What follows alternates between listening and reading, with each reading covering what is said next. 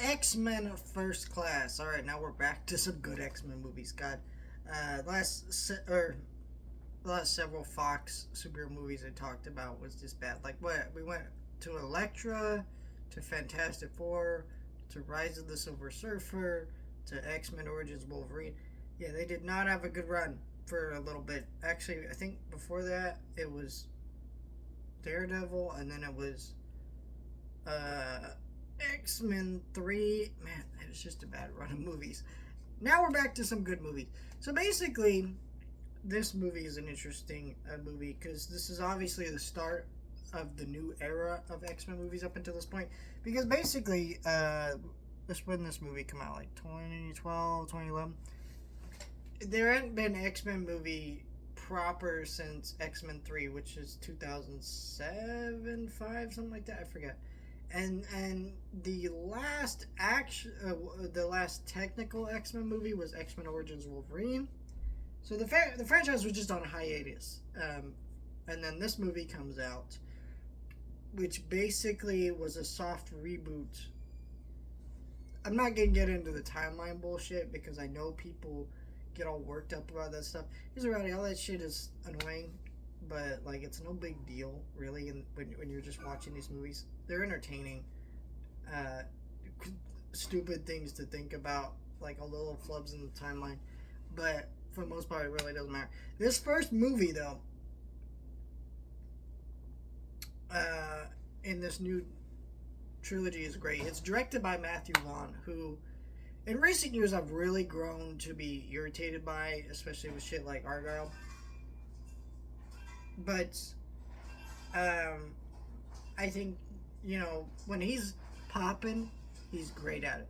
That first Kingsman movie is fantastic. The Kick-Ass movies are fun movies. And this movie's a fun movie. What's really great... See, this was what's really great about this movie is... Bryan Singer did a fine job with the other X-Men movies, but no one praises his direction of those movies. They're not good directorial-wise. Like, they're just kind of, like, fine. It's really just the acting and the writing and things like that and the world building that really make those movies work. Where this movie, the directing is actually solid. It gives this movie a very distinct style from all the other X-Men movies, where like this one is more like a James Bond type movie. It's also a lot more serious in some ways, I think, than the other movies. Not that the other movies weren't as serious, but this one definitely does treat it a little bit more serious. Instead of just opening with Magneto during the Holocaust, we actually get a lot more context that. And also, this movie is a great. This movie is a great. There's X-Men in a movie, and it shows us these new characters.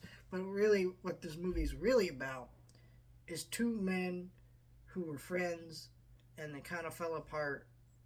Magneto and Charles Xavier, their relationship, and how all that came to be, and how that fell apart, and how they ended up on other ends of the line.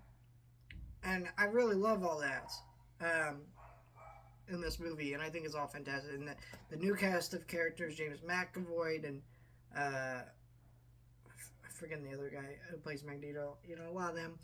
One person I really can't stand in these movies is Jennifer Lawrence, especially since, she is fucking Mystique, yet refuses to be fucking Mystique,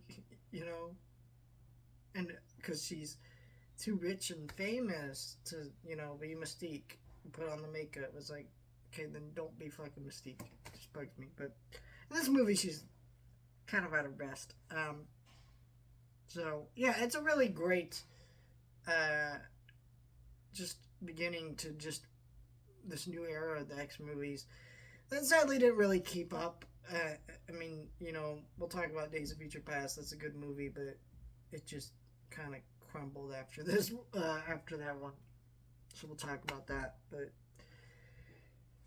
yeah, stay tuned for that. Like, share, and subscribe.